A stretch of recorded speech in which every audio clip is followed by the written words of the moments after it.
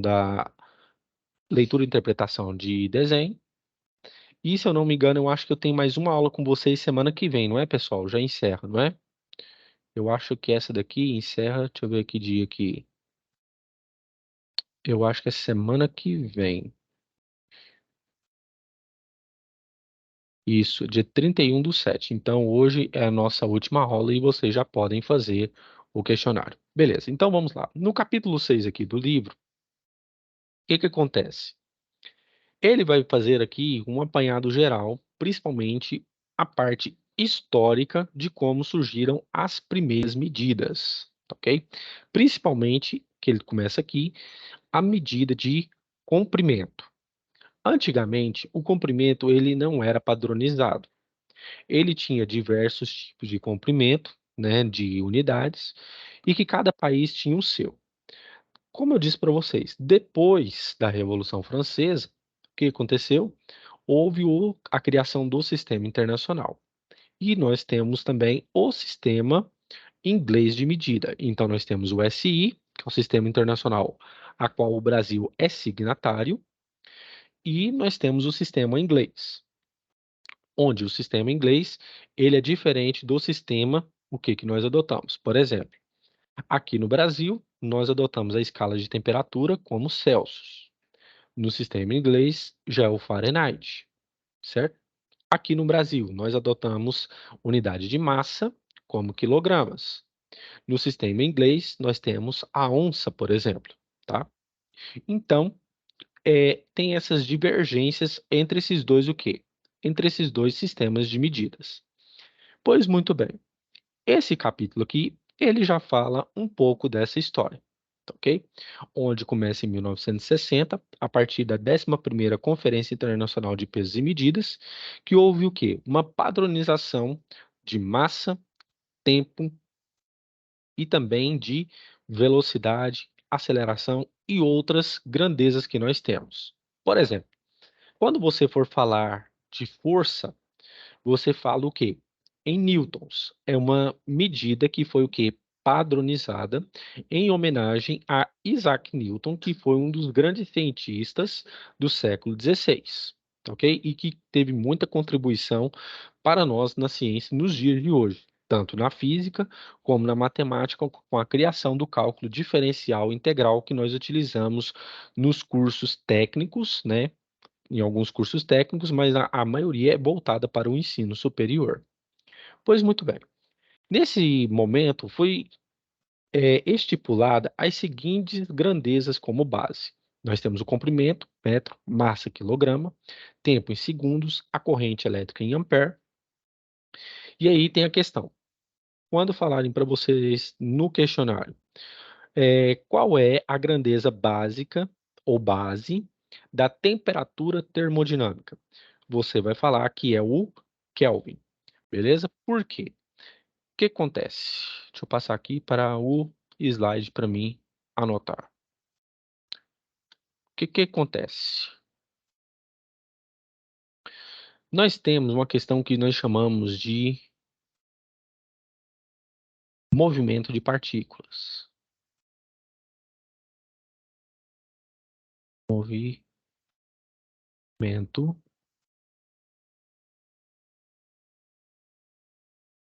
de partículas,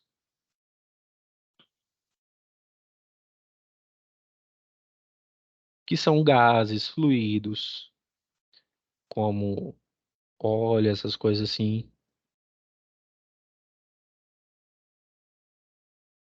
principalmente gases, em que nós temos um movimento de partículas, onde esse movimento, ou também chamado de energia cinética, é determinada a partir dessa equação.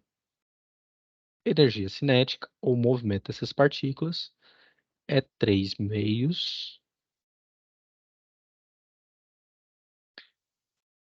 de Kb, que é a constante de Boltzmann, que ela já é determinada por essa temperatura.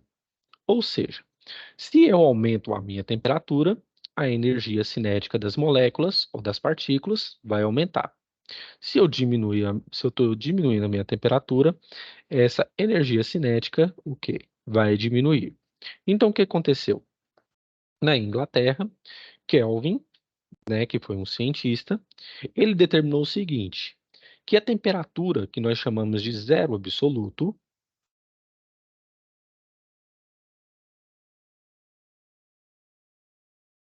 zero absoluto,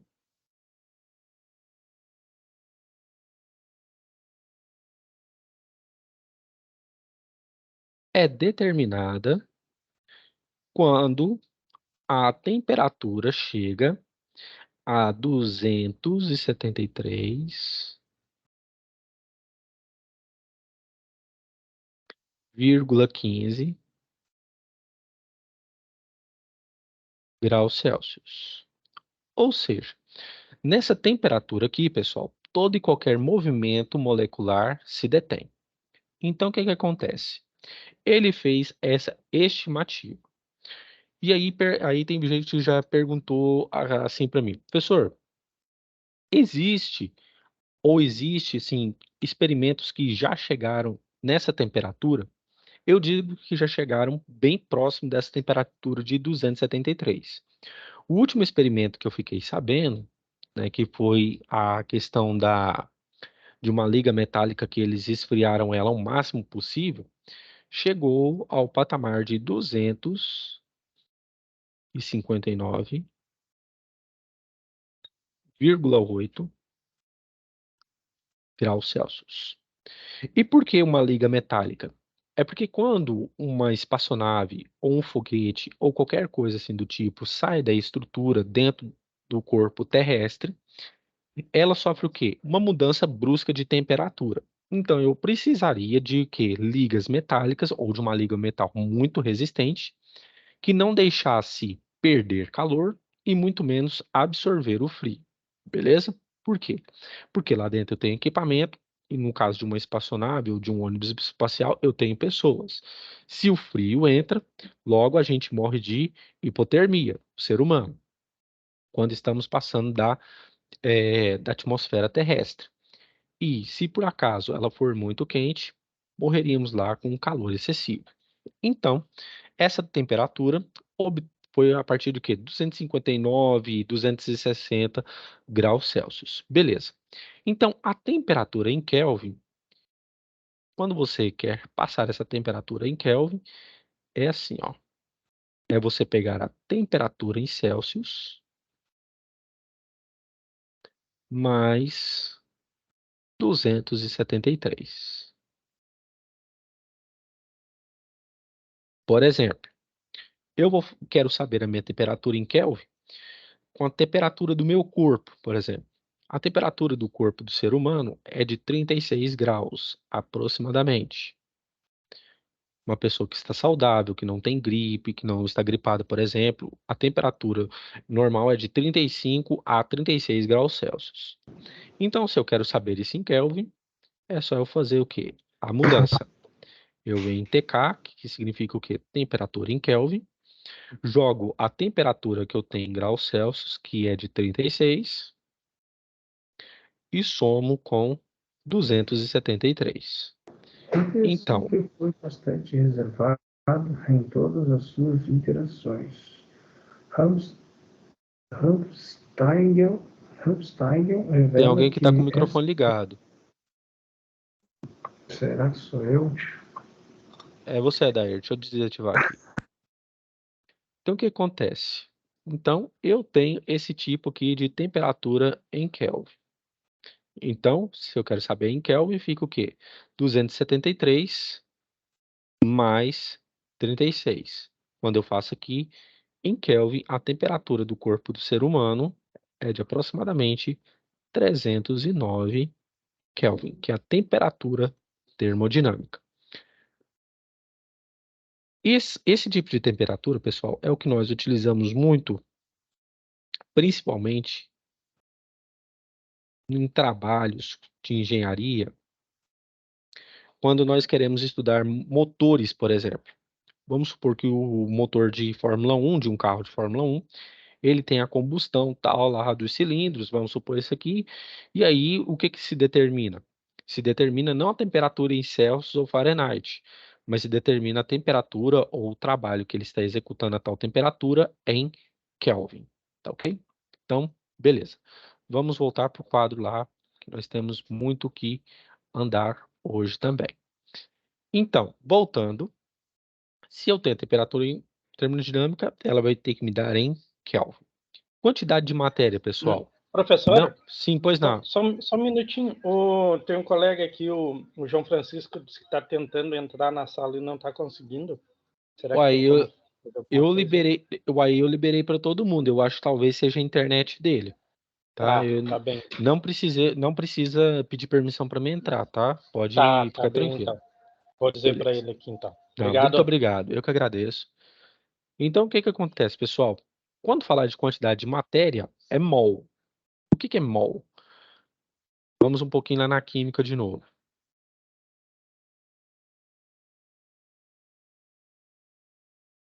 Quando falar de mol, está falando da quantidade de moléculas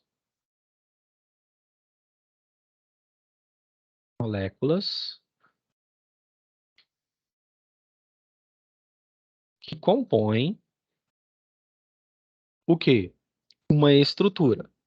Por exemplo, eu tenho um vidro que está cheio de oxigênio, a gente chama de O2, em formato que, vamos supor, gasoso, formato gasoso.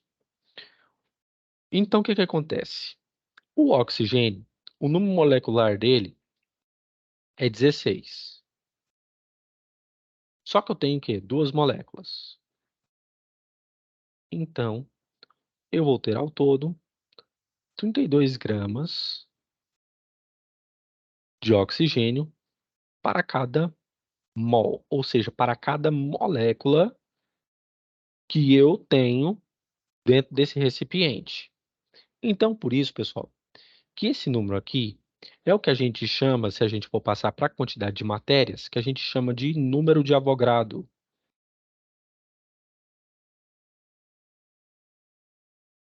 Número. Talvez muitos já devem ter visto isso no ensino médio. Número de Avogadro.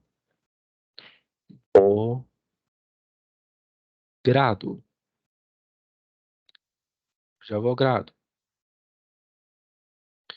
Em que ele diz o seguinte, que um mol ou uma molécula corresponde a 6,02 vezes 10, peraí, tá errado aqui, ó, 1 grama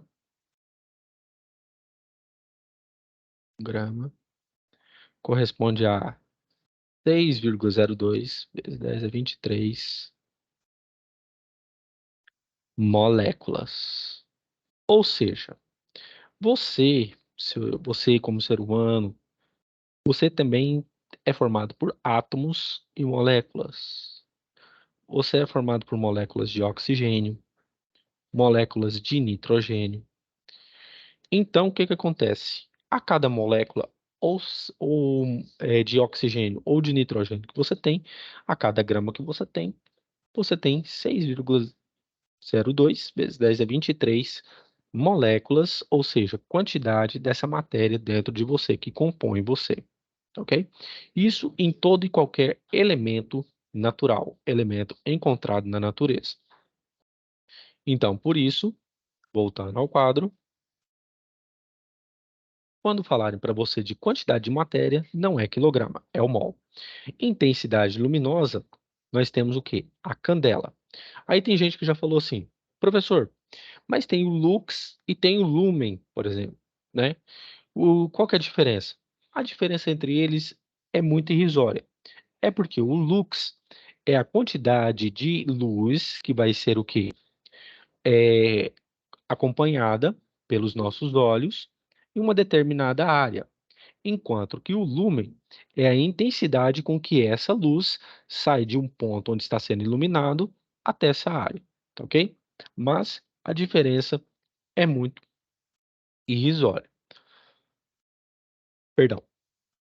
Como eu falei aqui para vocês, nós temos as medidas de força, que é o Newton, velocidade, aceleração, área e volume, que é um metro cúbico, tá ok?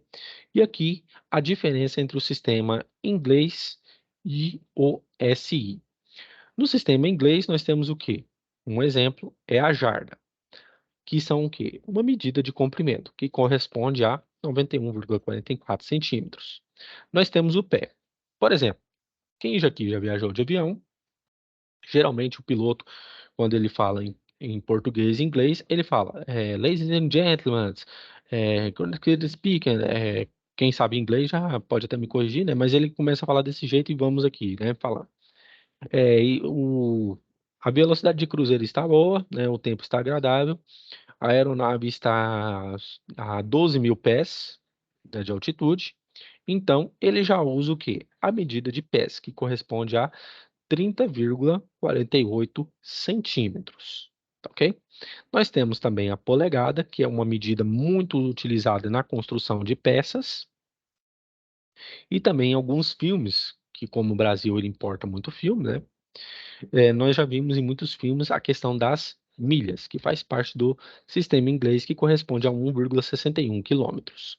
Como eu disse para vocês, nós temos a massa, que nós temos a onça, a libra e o stone, tá ok? Que cada um tem a sua medida correlacionada com o sistema internacional. Nós temos o volume, que é a pinta, que corresponde a 0,473 litros, e o galão, que é 3,78. Nós temos também, além dessa medida aqui de galão, nós temos o galão americano também, que é uma outra medida totalmente diferente dessa daqui, mas que também tem o que? Sua relação com o sistema internacional. Muito bem. Nós temos aqui também a parte que ele fala de múltiplos e submúltiplos, tá ok? E isso aqui envolve o quê? Notação científica. Quando falar tera para você, corresponde ao valor de 10 elevado a 12 vezes. Ou seja, são 12 zeros que você tem aqui. É uma capacidade muito grande.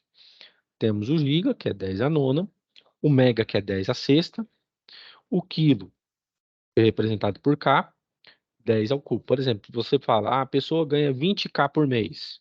Então, ela ganha o quê? 20 mil reais. A pessoa ganha 5K por mês. Então, ela ganha 5 mil reais. Então, por exemplo, nós temos o hecto também, que é 10 elevado ao quadrado, o deca, que é 10 elevado à primeira, e o dec, que é menos 1. Isso aqui, geralmente, nós utilizamos mais o que? Em calculadora científica ou então em operações matemáticas. E nunca se esqueçam, pessoal, todo número elevado a zero é 1. Seja qual ele for, todo número elevado a zero é 1. É algo padronizado. E todo número elevado a ele mesmo, elevado a 1, é ele mesmo. Ok? Então, B. Esse aqui já são os submúltiplos. Nós temos o cent, o milli, o micro, o nano e o pico. Quando você ouvir falar, por exemplo, de nanotecnologia, por exemplo, saiba que é algo extremamente pequeno, ok? Então, é uma coisa bem delicada. Por exemplo, Taiwan, que é aquela ilha que o pessoal considera, que a China considera como uma província rebelde, né? Que vocês veem em jornais que a China continental quer anexar Taiwan. Ela é uma das maiores, se não a maior fornecedora de microchips do mundo. Então, desde a década de 60, Taiwan foi um dos grandes pioneiros e uma das maiores potências em microchips. Significa o quê? Que as operações lá, o tempo que é feito é o quê? Em micro, é 10 a menos 6. É uma velocidade muito grande. É um tempo muito pequeno de operação. Hoje, eles já tratam com nanotecnologia. Ou seja, se aqui era rápido, aqui é mais rápido ainda. Por quê? É um número que tende a zero. Ou seja, é um valor tão baixo, mas que o tempo de resposta é tão alto, tão alto, tão alto, que a nova tecnologia que está sendo desenvolvida lá ela é muito cobiçada em diversos países, como Alemanha, Japão, Estados Unidos, ok? Então, isso aqui geralmente são o quê? A tabela, as diversas tabelas que você não precisa se preocupar, mas que mostra quais são os múltiplos e submúltiplos de um sistema o quê? Decimal de comprimento. Por exemplo, aqui no caso, nós temos aqui em cima os múltiplos e embaixo nós temos os submúltiplos, tá ok? Beleza. E vamos chegar agora às medidas lineares e de área. Pois muito bem. Então, vamos aqui novamente. Beleza. Eu vou apagar aqui. Seguinte, pessoal. Dentre as medidas que nós temos, uma das mais habituais que temos e que você vai lidar com ela muito no seu cotidiano é o quê? Cilindro. Uma das medidas do cilindro é a área, que a gente chama de S, por causa que vem do inglês. A área do cilindro. O que que acontece? Aqui em cima e aqui embaixo, vou fazer assim, ó. Aqui em cima e aqui embaixo, eu tenho a área do quê? De um círculo, onde eu tenho aqui um certo raio, essa medida, certo? E aqui eu tenho uma altura, que vai ser essa medida aqui.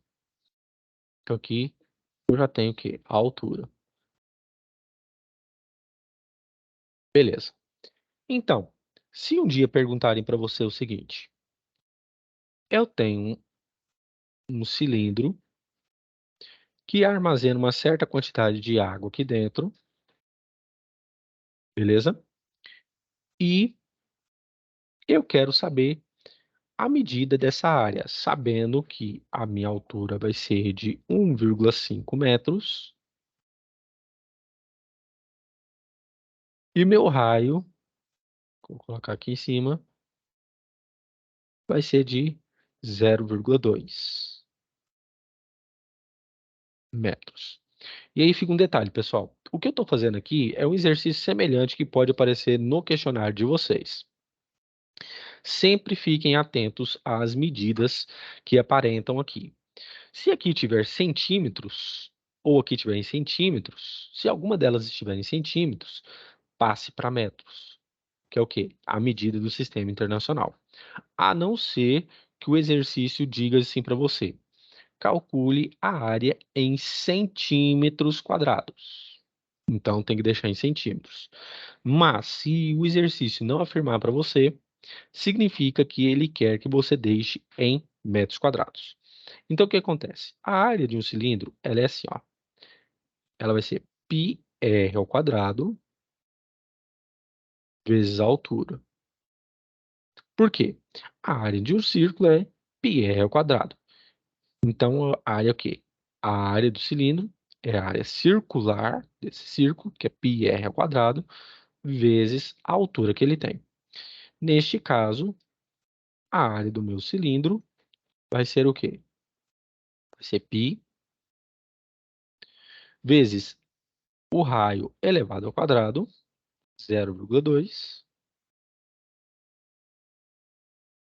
vezes a sua altura de 1,5, beleza?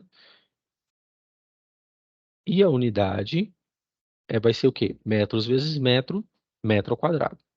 Então fica 0,2 elevado ao quadrado vezes 1,5 vezes o π, que é 3,14 aproximadamente. Então aqui vai dar aproximadamente 0,18 metros quadrados. Outro ponto importante, pessoal. O que acontece? Eu tenho que ter uma noção do seguinte. Eu tenho que ter noção que o meu π, dependendo daquilo que ele for fazer, ele pode ter um determinado valor, ok? Isso aqui é para facilitar as contas. Dependendo da banca que está examinando, o π ele pode ser, falar assim, considere o π igual a 3. Considere o π aproximadamente 3,2, certo? Isso aqui é tudo para facilitar as contas para vocês, tá ok? Beleza? Então, vamos mais adiante. Por exemplo, se eu tenho uma caixa d'água no formato cilíndrico, como vocês estão vendo aqui, eu vou calcular o volume igual ao quê? A área da base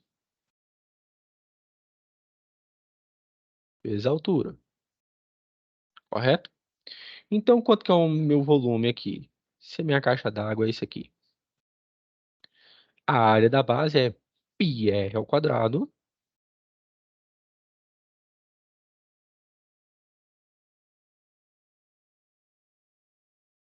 vezes a altura. Você jogando os valores aqui, você pode achar o volume que você quer e você pode achar ou dependendo a qualquer outro que variável que esteja aqui. Por exemplo, vamos supor que aqui o volume que ela ocupa seja de 20 litros. E o π vale 3. Então aqui vale 3. E eu quero descobrir o valor do meu raio, sabendo que a altura é 9, vamos supor. Então fica aqui r ao quadrado igual a 20 vezes 3, 27. Você vem, faz essa conta, que é 20 dividido por 27. E isso aqui dá 0,74 r ao quadrado. E aí depois você extrai a raiz quadrada de 0,74.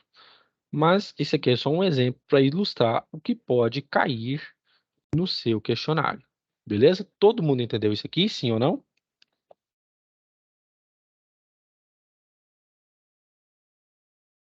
Todo mundo entendeu aqui, pessoal? Sim. Beleza. Então vamos para mais uma figura. Uma outra figura que vai aparecer com certeza para vocês é um cubo. Vamos supor que esse cubo seja uma caixa d'água e aqui é a água, que é o volume onde a água está sendo ocupada. Muito bem. Aqui nós chamamos aqui de aresta, aqui aresta, certo? Então, pessoal, o que que acontece? Essa medida aqui todinha aqui é outra aresta também. Beleza. Então, eu tenho 3 arestas. O que acontece? Se ele pedir aqui, ó, se essa medida daqui até aqui, aonde está vazia, essa altura aqui, até o ponto onde a água começa e termina por H, então, vamos supor o seguinte, eu tenho uma caixa d'água, onde a aresta dela seja de 2 metros, por exemplo. E o volume dela, vamos supor que seja de 24 litros, ou metros cúbicos. Sempre tentando para as unidades. 24 metros cúbicos. Muito bem. E eu quero saber a altura que eu tenho que prender aqui para que eu tenha espaço para que eu possa selar aqui da melhor forma possível. O volume de um cubo, pessoal, é o quê? A área da base vai ser A vezes A, que vai ser a aresta ao quadrado, pela essa alturazinha que você está vendo aqui. CH. Muito bem.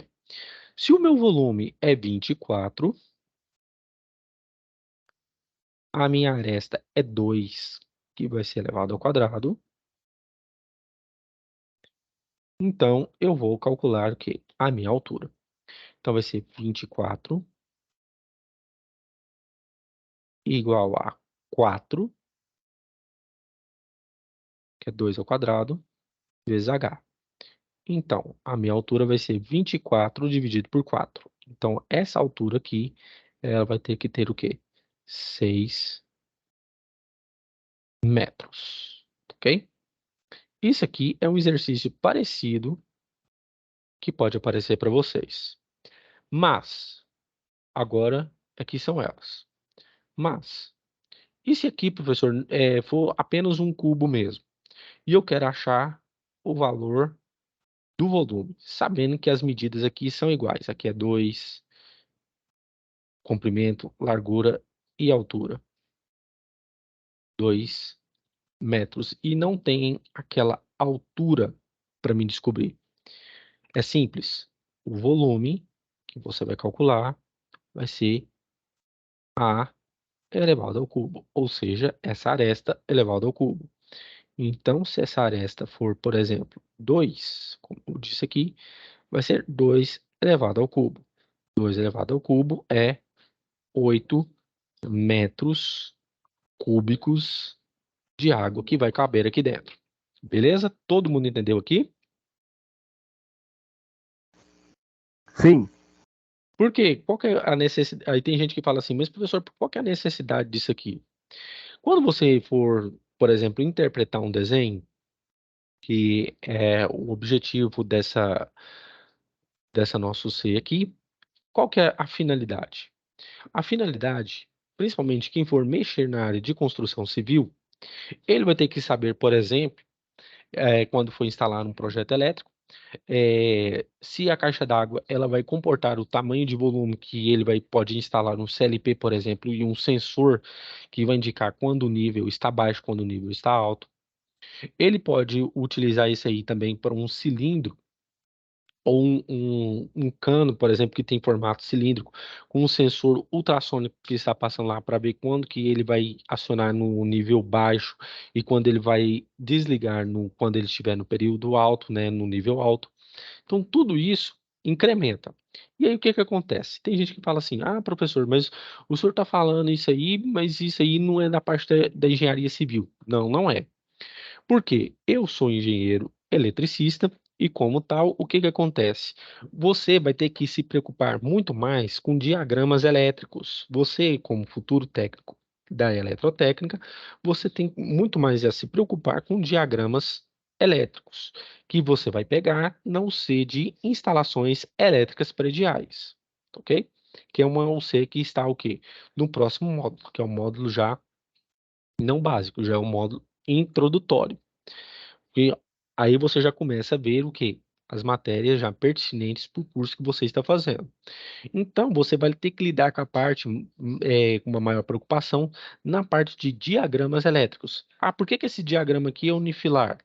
Ah, esse diagrama aqui, ele é funcional por causa desse sentido. Ah, eu tenho que me preocupar com essa norma 5410, que ela já me corresponde ao quê? A parte de aterramento. Ah, essa norma 5444, ela tem como objetivo fazer com que aqui tenha um aterramento, principalmente na parte de subestações, e que o desenho ele tem que me apontar isso, na parte de quê? De diagramas elétricos. Então, essa é a parte que você mais vai se preocupar, beleza? Então, vamos voltar para o material. Porque o melhor de tudo é que quando você tem aula, por exemplo, com um professor que já tem essa parte aqui, ele já te direciona o caminho. Por exemplo, quando eu estava no meu ensino médio, eu tive aula com um professor da física, mas que ele era engenheiro eletricista. Então, o que que aconteceu? Ele mesmo já falava pra gente, pessoal, essa parte aqui, vocês vão trabalhar com o quê? Isso, com isso e com isso. Essa parte da eletricidade aqui, você vai ver isso, isso, isso e isso. Beleza? Então, ele que meio que direcionava para nós aquilo que a gente estava o quê? Pedindo, aquilo que a gente já estava querendo. Beleza? Então, é isso que eu estou fazendo. Eu já estou direcionando para vocês aquilo que vocês vão ver na prática. Se fosse um engenheiro civil, né, no caso, ele já falava assim, ó, já pegava uma planta para você, já pedia para você ver os erros, analisar os erros. Isso é importante? É, mas não é o essencial, porque o engenheiro civil, ele já vai delegar isso para um técnico já direcionado nessa parte. E reitero, você como futuro eletrotécnico, você tem que se preocupar muito mais com a parte de dimensionamento de quadros. Essa aí que é a parte que você mais tem que se preocupar com o dimensionamento de quadros, né, de um diagrama elétrico que você vai construir. Então, frisando, se for um triângulo, é você pegar a base vezes a altura dividido por 2, a área de um círculo πr ao quadrado, e se for um trapézio, é base maior, que é esse Bzão, mais base menor, vezes a altura dividido por 2. Por exemplo, se no exercício lá falar assim, um devido fazendeiro está pretendendo construir uma área em formato trapezial, com uma certa plantação para que haja irrigação nessa plantação, um projeto de agricultura.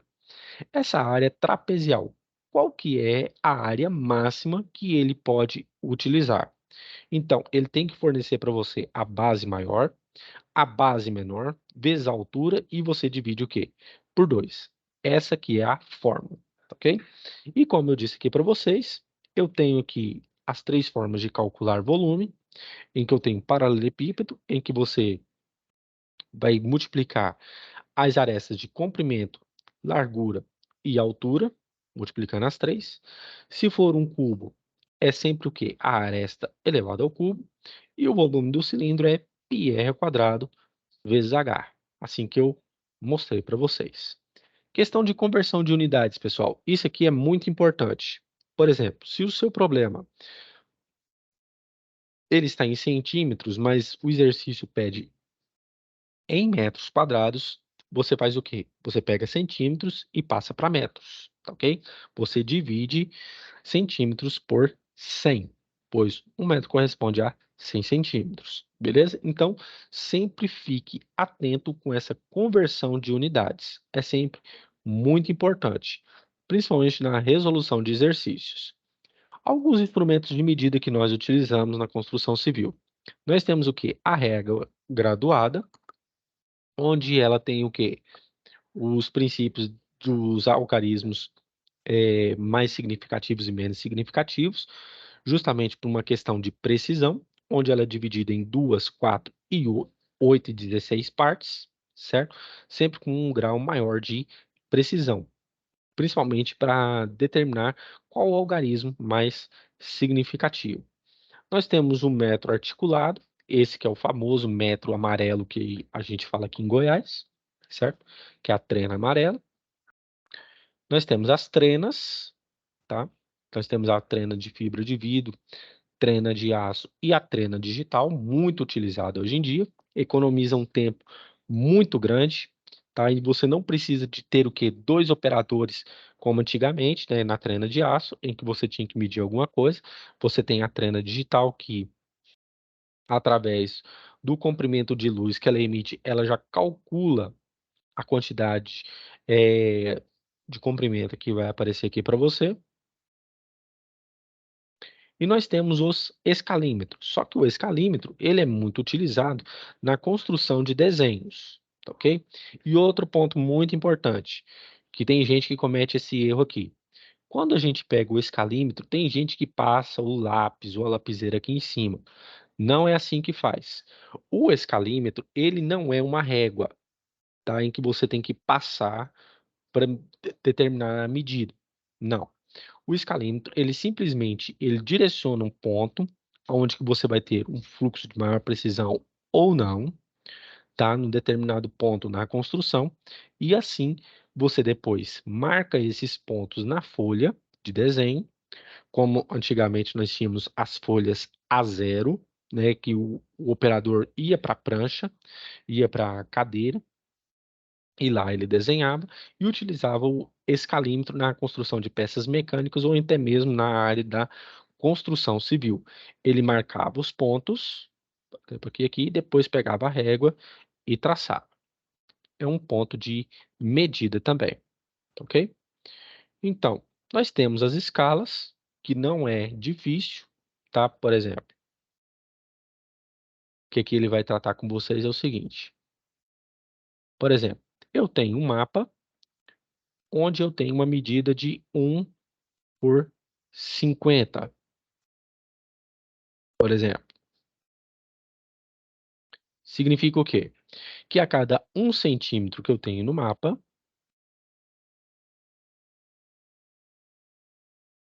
isso vai me corresponder na vida real a 50 metros. E aqui dá até para fazer uma regra de 3. Por exemplo, suponhamos um exercício da seguinte maneira.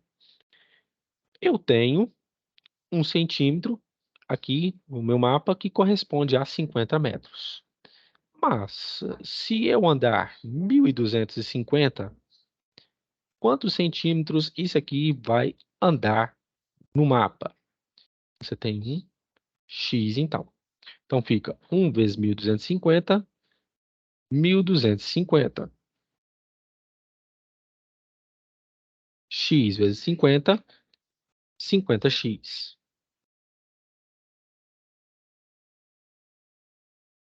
50x. Então, esse valor vai ser o quê? 1.250 dividido por 50.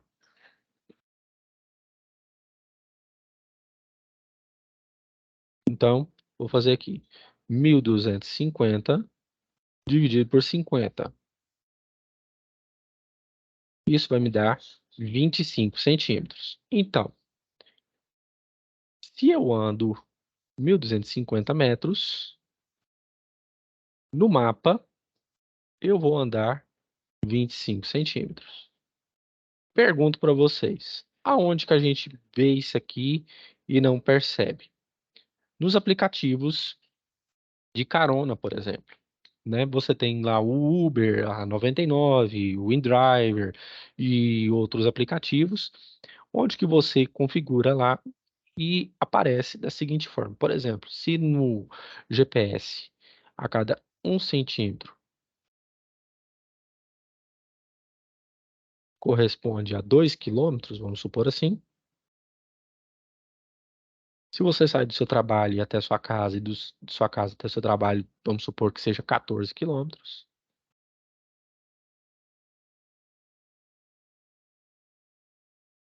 Quantos, né, centímetros você andou dentro da visão do seu aplicativo? 1 vezes 14, 14. 2 vezes y, 2y. Então, y é o quê? 14 dividido por 2. Então, no caso, você andou no aplicativo configurado 7 centímetros, mas que valeram o quê? 14 metros, 14 quilômetros, perdão, na vida real, ok? Então, é isso o que essa parte dessa OC ela vai determinar para você, ok? A definição e as aplicações de escala, ok? Nós temos a escala 1/2, que é a escala de redução, a escala natural, que é de 1/1, a escala de ampliação, certo? Que a cada 1,5 corresponde a 1 centímetro do objeto real, assim como eu falei para vocês, e tudo isso você mata por regra de 3, como ele diz aqui, como eu bem expliquei para vocês, cada um com as medidas e razões, tá ok? Isso aqui é um apanhado geral de tudo o que foi dito aqui. Bem, leitura e interpretação de desenho, é aqui ele vai falar mais sobre a questão das normas, tá? Sobre a questão de perspectiva de corte, tá? Perspectiva cônica, cavaleira e isomérica.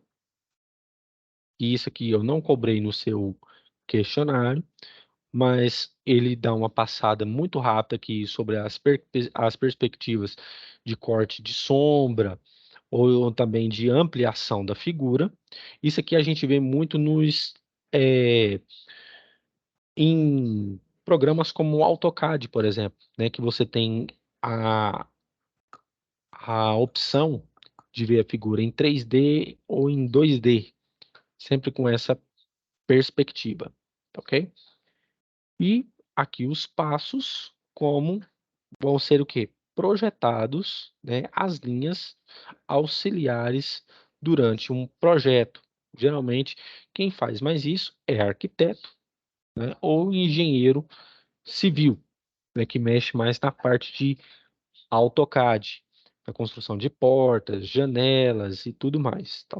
Sempre na questão das projeções. E lá, o software, ele tem essa capacidade de fazer o rotacionamento em 360 graus, 27 graus, e aí você escolhe. O SolidWorks também, eu tenho certeza que algumas pessoas já ouviram falar, é um sólido também que serve mais na construção de peças mecânicas, correto? Ele também tem essa capacidade de fazer essa rotação e também o que? Desmembrar isso aí nos planos de corte, ok? Isso aqui já é uma figura onde que já mostra aqui para vocês as cotas, tá, de comprimento, espaço, espessura, e tudo isso já é delimitado, né, pela indústria. Isso aqui mais é voltado para a parte civil. E também a questão de como que os carimbos ou como as plantas elas devem ser feitas, tá, ok? Sempre mostrando que isso aí é AutoCAD, isso aí também já é predeterminado. Como que vai funcionar a questão da espessura da parede, né? Como que ela tem que ser aqui achurada, como que o corte tem que ser feito, a questão dos móveis, né? Que já são já pré-determinados também, e como que as portas devem ser o que desenhadas e o corte delas, seja ela interno ou seja ela externo. Também a questão das janelas, o plano horizontal, o plano vertical, a altura, a largura, tudo isso já é pré-determinado e é já visto que no AutoCAD. E aí você pergunta assim, mas professor, isso aqui é bom a gente aprender? Sim, é bom. Mas existem cursos, né, que eles já tratam isso com você. Por exemplo, eu fiz um curso no Senai em 2008 para mexer no AutoCAD, ok? Então, de lá para cá eu utilizei o AutoCAD que no máximo umas 2 vezes na vida, que foi para instalações elétricas prediais, mas foi coisa bem simplória, né? E também uma vez para a construção de uma peça mecânica, que deu muito trabalho, mas que depois o SolidWorks, que é um outro software, ele já facilita a vida para você. Por exemplo, você está desenhando uma peça cilíndrica, ele já vem, ele já direciona o corte para você, como que você tem que fazer o fresamento, como que você pode fazer o furo e tudo mais. Então, existem softwares que facilitam a sua vida. E que já direcionam para você, tipo, a questão das tomadas, como que vai ser a questão das portas, o dimensionamento das portas e tudo mais, referência, por exemplo, uma mobília, por exemplo, uma casa que você já vai estar, o quê? Construindo. E tudo isso com as projeções já direcionadas neste caso, tá? Ok? A representação da planta, a representação do corte, questão das janelas, a estrutura que vai ser, beleza? Tudo isso aqui é mais voltado mesmo para a área de engenharia civil, ok? Todos os layouts, todos os arquétipos, tudo isso aqui já é voltado mais para a parte de engenharia civil, beleza? Em que há um desenho mesmo no AutoCAD. Beleza, pessoal? Alguma dúvida até aqui, sim ou não?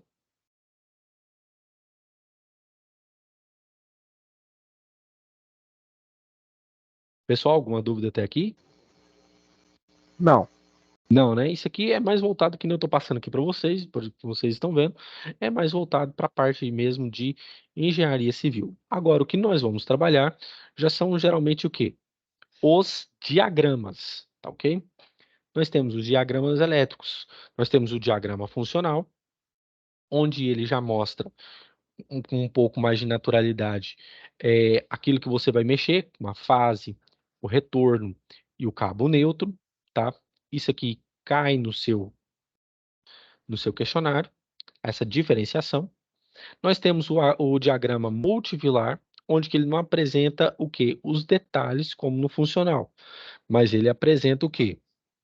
Os elementos que estão sendo utilizados, como lâmpadas, chaves, o segmento de fase, o neutro, sabe? O terra também ele pode apresentar.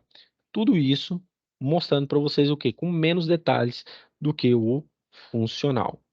E nós temos o unifilar, onde nós temos os segmentos o quê? E que já é mais próprio da nossa linguagem, Por exemplo, aqui a planta ela vai ter 100 watts de potência. Aqui também nós temos o elemento terra, o fase, o neutro, com o diâmetro de 1,5, ok? Dois cabos aqui com um diâmetro de 1,5 e por aí afora. E aqui nós temos as competências, né, de cada diagrama. Diagrama funcional, o multifilar, o unifilar, e todos eles, o quê? De duas formas distintas. Quando nós temos uma tomada, tá? E um interruptor simples com duas teclas, ok? Sempre mostrando a diferença de cada um. Isso aqui já cai no seu, o quê? No seu questionário, tá? Lá eu peço a diferenciação entre um e outro. Questão de tomadas, pessoal. Quando você for fazer a questão de tomadas, é sempre fazer o quê?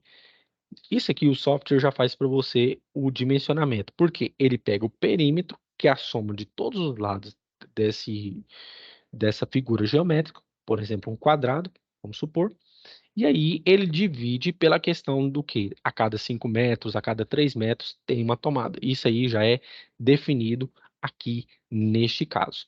Por exemplo, vamos supor que você foi chamado para fazer o dimensionamento de tomadas de uma superfície o quê? Quadrangular, por exemplo, quadrada.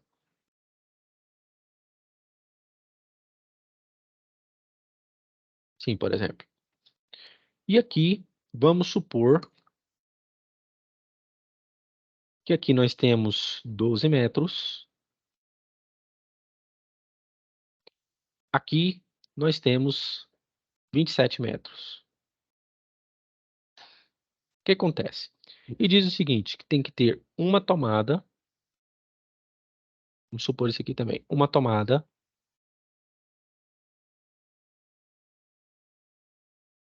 para cada 6 metros de perímetro. Então, o que acontece? O perímetro é a soma de todos os lados. Como que eu posso fazer?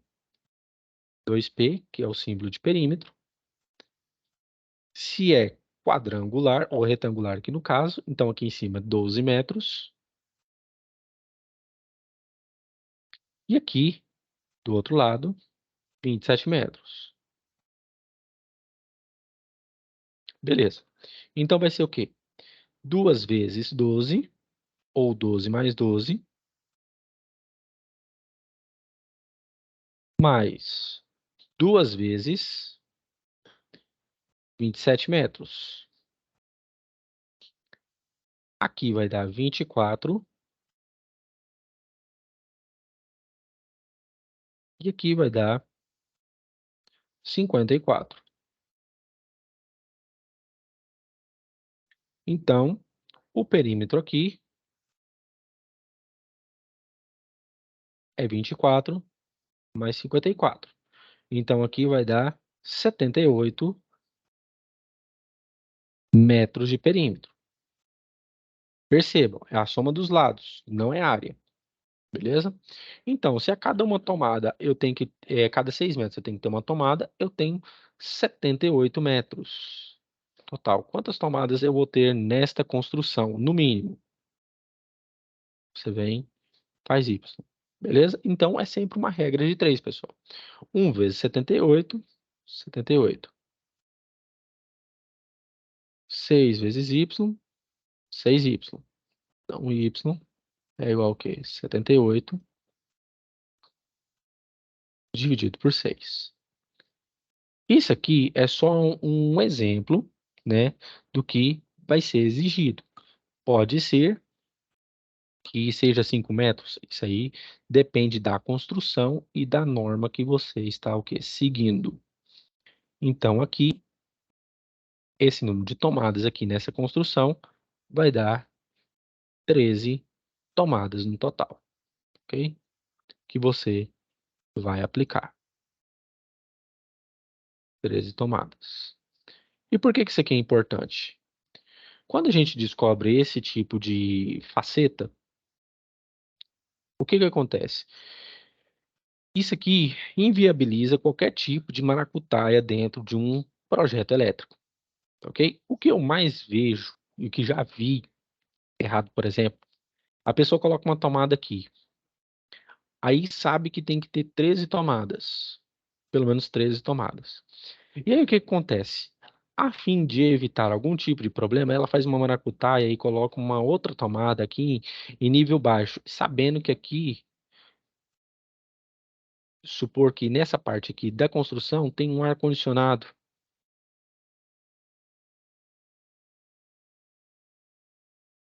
Ar-condicionado. E a tomada, ela tem que ser colocada em nível que alto. Ela tem que estar mais alta. E se colocar ela em nível baixo aqui, em paralelo com uma outra tomada em nível alto, já são o quê? 14 tomadas. Isso aqui já divide o quê? A potência que o ar-condicionado vai ter com a fiação que essa estrutura vai ter também. Então, o que que acontece? Depois tem gente que fala assim: ah, eu não sei por que que minha conta de luz está cara. É porque você está com duas tomadas, o quê? No mesmo segmento.